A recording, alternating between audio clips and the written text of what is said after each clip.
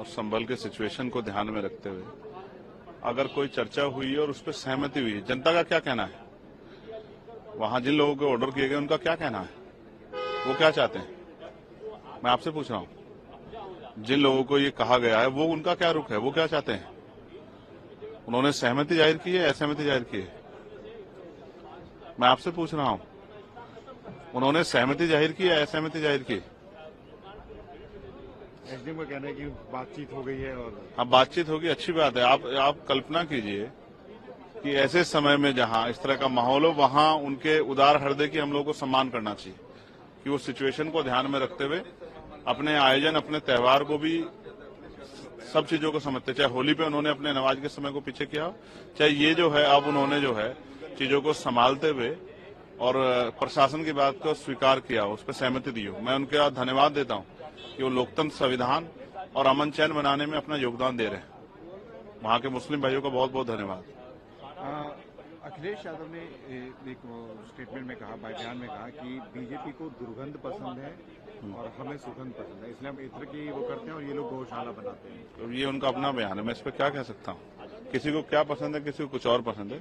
हमें संविधान पसंद है और संविधान जो है पूर्ण रूप से लागू है, उसी के लिए हम लोग कोशिश कर रहे हैं।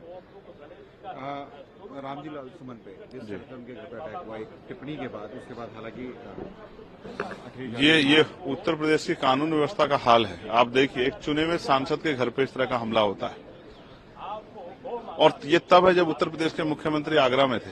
ये एक सुनियोजित हमला है जिसको संरक्षण दिया गया है कि वो जाके हमला करके एहसास कराएं कि कोई किसी भी तरह की जो अभिव्यक्ति की आजादी उसका प्रयोग ना कर पाए। और मुझे तकलीफ इस बात की है कि जिस दल से वो हैं उस दल के बड़े नेताओं ने उनका संरक्षण नहीं किया। हालांकि ये कहकर छोड़ दिया कि भाई दलित समाज आते हैं इसलिए हमला है। कल अगर आप पिछड़े वर्ग का कोई आपका जो मेंबर्स है वो वैचारिक बात करेगा तब भी आप ऐसे छोड़ देंगे?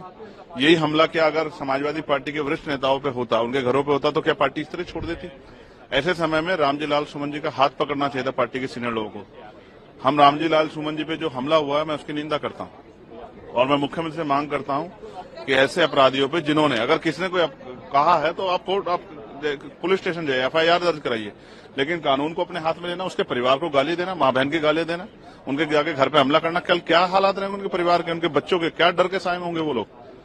कोई जवाब नहीं है। और ये लापरवाही है कानून व्यवस्था पे। जो एक अतिक्रमण हो गया उत्तर प्रदेश में, जो जंगल राज हो रहा है, ये उसका जो है जीता जागता उदाहरण है। तो मुख्यमंत्री को संज्ञान लेके वो जब कहते हैं कानून का राज है तो ऐसे सभी असामाजिक तत्वों पर कार्रवाई करनी चाहिए जिन्होंने इस हिंसा को अंजाम दिया।